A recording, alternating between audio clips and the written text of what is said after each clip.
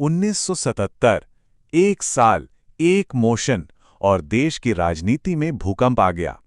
आज लगभग 50 साल बाद इतिहास के पन्नों से वही शब्द फिर से निकलकर चर्चा में है, सब्सटैंटिव मोशन। और ये कोई मामूली संसदीय प्रक्रिया नहीं है। इसे पार्लियामेंट का न्यूक्लियर ऑप्शन तक कहा जाता है। एक ऐसा अस्त्र जिसे सिर्फ बेहद गंभीर मामलों में ही इस्तेमाल किया जाता है। Welcome to Megamind academy. यहां हम इंडियन पॉलिटी के ऐसे ही उलझे हुए टॉपिक्स को बिल्कुल सिंपल और एग्जाम ओरिएंटेड तरीके से सुलझाते हैं। तो आज के इस सफर में हम क्या-क्या जानेंगे? सबसे पहले कि ये सब्सटैंटिव मोशन आखिर है क्या भला? फिर चलेंगे 1977 में और देखेंगे कि इंदिरा गांधी के केस में इसका इस्तेमाल कैसे हुआ। वहां से लौटकर आज के पॉलिटिकल माहौल को समझेंगे। इसकी पूरी प्रक्रिया क्या है, स्पीकर का रोल इसमें कितना अहम है, एक्सपल्जन और डिस्क्वालिफिकेशन में क्या फर्क है, और हाँ, सबसे बड़ा सवाल, क्या ये अकाउंटेबिलिटी का टूल है या बस सियासत का एक पहरा? चलिए इन सभी गुत्थियों को एक एक करके सुलझाते हैं। तो चलिए शुरू करते हैं बिल्कुल बेसिक से। सबसे पहला सवाल, ये सब्सटैंटिव मोशन, जिसे मूल प्रस्ताव भी कहते हैं, आखिर है क्या और इसे पार्लियामेंट का न्यूक्लियर ऑप्शन जैसी बड़ी उपमा क्यों दी जाती है? देखिए, पार्लियामेंट में कई तरह के मोशंस आते हैं। ज्यादातर का काम होता है बहस शुरू करना, किसी मुद्दे पर चर्चा करना। लेकिन सब्सटैंटिव मोशन अलग है। ये चर्चा के लिए नहीं, फैसला सुनाने के लिए लाया जाता है। ये अपने आप में एक पूरा सेल्फ कंटेन प्रपोजल होता है और अगर ये पास हो गया तो इसे सदन की इच्छा या विल ऑफ द हाउस माना जाता है। एक ऐसा फैसला जो फिर सब पर लागू होता है, बाइंडिंग होता है। इसकी ताकत समझने के लिए जरा दूसरे मोशन से इसका मुकाबला करते हैं। एक तरफ है एडजॉर्नमेंट मोशन, जिसका मकसद है किसी जरूरी मुद्दे पर फौरन चर्चा करवाना। फिर है नो कॉन्फिडेंस मोशन, जो सीधे सीधे सरकार का बहुमत टेस्ट करता है। लेकिन सब्सटैंटिव मोशन, जो लोकसभा के रूल 184 के अंदर आता है, इन सब से कहीं आगे है। इसका मकसद किसी सदस्य को हटाने जैसे बड़े गंभीर फैसले लेना होता है और इसलिए इस पर वोटिंग कंपलसरी है और इसका नतीजा सदन का अंतिम और बाइंडिंग फैसला होता है। तो ये तो हुई थ्योरी की बात, लेकिन इसकी असली पावर समझने के लिए हमें इतिहास के पन्नों को पलटना होगा। चलिए चलते हैं साल 1977 में, जब इस मोशन ने देश की राजनीति में तूफान ला दिया था। इमरजेंसी अभी अभी खत्म हुई थी। देश का पॉलिटिकल माहौल बेहद गर्म था।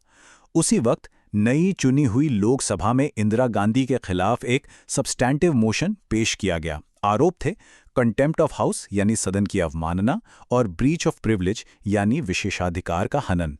सदन में बहस हुई, वोटिंग हुई और मोशन पास हो गया। नतीजा, उन्हें लोकसभा से निष्कासित कर दिया गया, एक्सपेल कर दिया गया। ये घटना एक मिसाल बन गई कि ये मोशन कितना ताकतवर हो सकता है। इतिहास अक्सर खुद को दोहराता है, या कम से कम उसकी गूंज तो सुनाई दे ही जाती है, और आज इतने सालों बाद वही गूंज फिर से सुनाई दे रही है। तो चलिए सीधे आते हैं आज के दौर में और देखते हैं कि ये मुद्दा दोबारा आग की तरह क्यों फैल रहा है। वजह यह है कि हाल ही में बीजेपी के सांसद निशिकांत दुबे ने लोकसभा स्पीकर के पास राहुल गांधी के खिलाफ एक सब्सटैंटिव मोशन का नोटिस सबमिट किया है, और बस इसी एक नोटिस ने इस पूरी संसदीय प्रक्रिया को दोबारा नेशनल डिबेट के आईने में लाकर खड़ा कर दिया है। इस नोटिस का बुनियादी आरोप है डिलिबरेटली मिसलीडिंग द हाउस, मतलब जानबूझकर सदन को गुमराह करना। अब देखिए, पार्लियामेंट्री भाषा में यह सिर्फ एक गलत बयान देना नहीं है, इसे एक इंस्टीट्यूशनल ऑफेंस यानी संस्थागत अपराध माना जाता है। ऐसा माना जाता है कि यह सदन की गरिमा पर, उसकी डिग्निटी पर एक सीधा प्रहार है। तो ठीक है, नोटिस दे दिया गया, लेकिन इसके बाद होता क्या है? ये पूरा प्रोसेस आगे कैसे बढ़ता है और इस सब में लोकसभा के स्पीकर का रोल कितना इंपॉर्टेंट है? चलिए अब इसकी प्रक्रिया को स्टेप बाय स्टेप समझते हैं। ये सारा खेल लोकसभा के रूल 184 के दायरे में होता है। पहला कदम, कोई भी मेंबर नोटिस देता है, फिर वो नोटिस जाता है स्पीकर के पास, जो उसकी जांच पड़ताल करते हैं। क्या ये मोशन नियमों के मुताबिक है? अगर स्पीकर को लगता है कि हाँ ये ठीक है, तो वो इसे एडमिट कर लेते हैं। इसके बाद सदन में इस पर खूब बहस होती है और आखिर में मैंडेटरी वोटिंग कराई जाती है। यहाँ स्पीकर का रोल एक गेट कीपर जैसा है।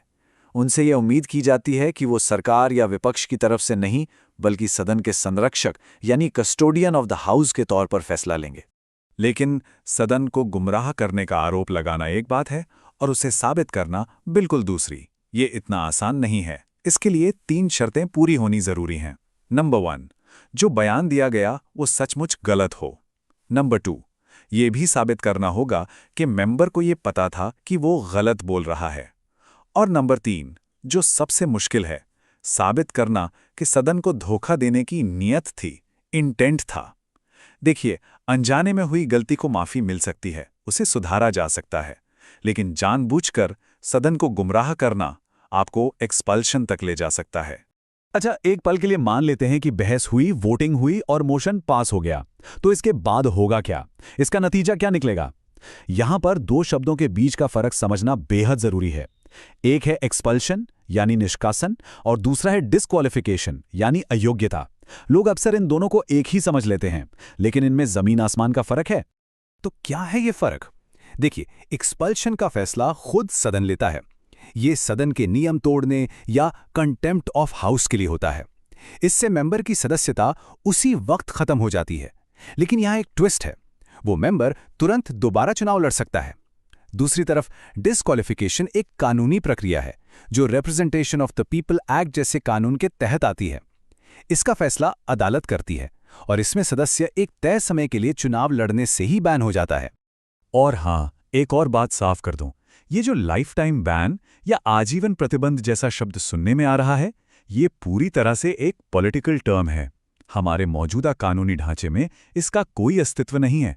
बाय द वे, अगर इंडियन पॉलिटी की तैयारी चल रही है या पार्लियामेंट के इन नियमों को समझने में मजा आ रहा है, तो इस कोशिश को एक लाइक जरूर दीजिएगा। तो क्या इसका मतलब ये है कि सदन के पास अनलिमिटेड पावर है? क्या हाउस जिसे चाहे जब चाहे निकाल सकता है? बिल्कुल नहीं। हमारे संविधान निर्माताओं ने यहां भी चेक्स एंड बैलेंसेस रखे हैं। कुछ इंपॉर्टेंट सुरक्षा कवच भी मौजूद हैं। संविधान का आर्टिकल 105 बड़ा इंटरेस्टिंग है। ये सांसदों को पार्लियामेंट के अंदर बोलने की आज़ादी देता है। उन्होंने सदन में क्या कहा, इसके लिए उन पर किसी कोर्ट में केस नहीं हो सकता। ये इसलिए ताकि वो बेबाकी से जनता की आवाज़ उठा सकें। लेकिन यही आर्टिकल उन्हें सदन की अपनी डिसिप्लिनरी एक्शन से नहीं बचा सकता। मतलब कोर्ट से प्रोटेक्शन है पर हाउस के गुस्से से नहीं। और इसी पॉइंट पर एंट्री होती है जुडिशरी की। साल 2007 केस था राजा रामपाल वर्सेस स्पीकर। इस मामले में सुप्रीम कोर्ट ने एक लक्ष्मण रेखा तय कर दी। सुप्रीम कोर्ट ने साफ कहा, हां, सदन के पास मेंबर को एक्सपेल करने की पावर है, लेकिन ये पावर एब्सोल्यूट नहीं है, असीमित नहीं है। अगर सदन ने यह फैसला लेने में कोई मनमानी की है, प्रक्रिया असंवैधानिक है या गलत नीयत से काम किया गया है, तो अदालत उसमें दखल दे सकती है, उसकी जुडिशियल रिव्यू कर सकती है। मतलब साफ है, पार्लियामेंट शक्तिशाली है पर सर्वशक्तिमान नहीं। चलिए अब जल्दी से पूरे डिस्कशन को एग्जाम के पॉइंट ऑफ व्यू से समेट लेते हैं। 5 बातें जो बिल्कुल याद रखनी हैं। 1, सब्सटेंटिव मोशन मतलब रूल 184। 2, मिसलीडिंग द हाउस साबित करने के लिए इंटेंट यानी नियत साबित करनी होगी।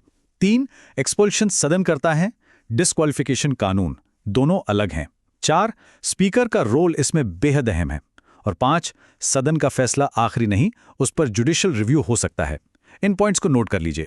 तो ये पूरी चर्चा हमें एक बुनियादी सवाल के मोड़ पर लाकर खड़ा कर देती है कि ये सब्सटैंशियल मोशन असल में संवैधानिक जवाबदेही तय करने का एक मजबूत औजार है या फिर मेजॉरिटी पॉलिटिक्स के इस दौर में ये सिर्फ एक राजनीतिक हथकंडा बनकर रह गया है।